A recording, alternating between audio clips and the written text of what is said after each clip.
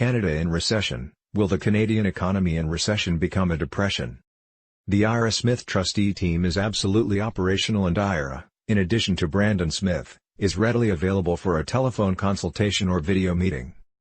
Canada in recession introduction. It's official. C.D. Howe Institute has declared that Canada in recession because of COVID-19 is now a reality. Canada's economy is in a recession. Nouriel Roubini is a world-known economist and a professor of economics at New York University's Stern School of Business. He accurately forecasted the credit crisis of 2007 to 2008. He has some stark current thoughts on just how bad the Canadian economy can go. He has written and talked at length lately about the components that could take Canada in recession to a depression. Canada in recession, when will there be a recovery? Dr. Roubini sees three possible scenarios for how things are going to develop in the global economy. He says his baseline assumption for North America this year is one of a U-shaped recovery. The equity markets in the U.S. are pricing in a V-shaped recovery with very strong growth in the second half of the year into next year. There is a risk of a greater depression for the rest of the decade, but not for this year.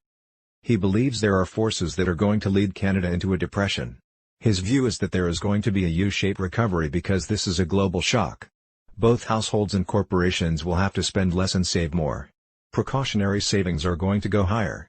Income is going to be lower. This will translate into less business capital spending. He says there will be a global investment slump because of a global savings glut.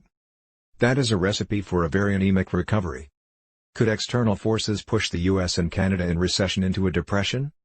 The question is how long and how deeply related to this crisis the recession will be.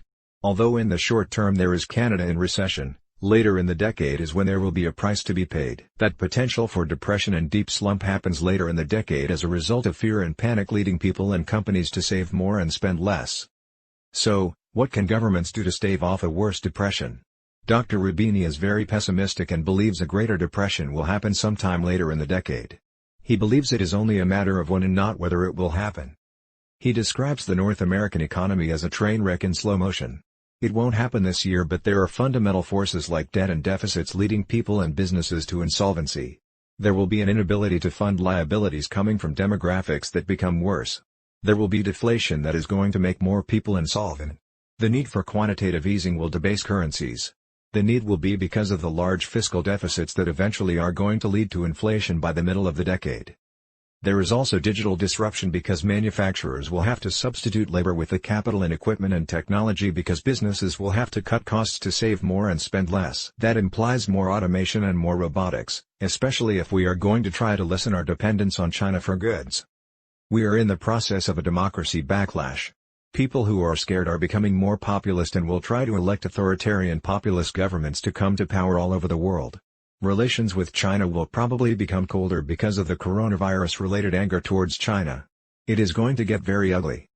There will be digital rivalries including cyber warfare. It will get worse over the next few years. This is the way warfare is going to be. It will not be the conventional words the enemies of the Western Hemisphere, be it China, Russia, Iran or North Korea. They cannot fight the USA using conventional weapons. Events in the 2016 U.S. election and the COVID-19 pandemic in 2020 shows our enemies that they can use cyber and biological war to successfully weaken the North American economy and create societal problems. They will continue to interfere with the U.S. democratic process and use man-made disasters. Pandemics and global climate change are two things they can weaponize to try to destabilize our way of life. This has the potential to make us wind up into a Great Depression. Government fiscal policy cannot do much about it. That is not the tool we need to fight these new threats. What about internal forces pushing the U.S. and Canada in recession into a depression? One huge issue is the debt level, both personal and sovereign. We are in way over our heads. We were before this crisis. In terms of how we get out of it, is there a natural path that would resolve it? It doesn't seem clear right now because governments are having to spend trillions of dollars to keep their economies afloat during the coronavirus pandemic. What has kept things in check prior to the pandemic is that interest rates were close to zero, if not negative, like in Europe and Japan. The current economic environment is going to make it impossible for governments to change the historically low interest rates for the foreseeable future. I have written many times before discussing different issues relating to record-high Canadian household debt levels. The debt levels are the single most internal reason why Canada in recession could become Canada in depression. Canada in recession summary. I don't mean to be pessimistic when talking about Canada and recession. However, today, I just don't see any silver lining. I am sure there is one, I just can't see it right now. I hope you have found Canada and Recession Brandon's blog interesting and helpful. The Ira Smith team family hopes that you and your family members are remaining secure, healthy and well-balanced. The Ira Smith Trustee team is absolutely operational, and Ira, in addition to Brandon Smith, is readily available for a telephone consultation or video meeting.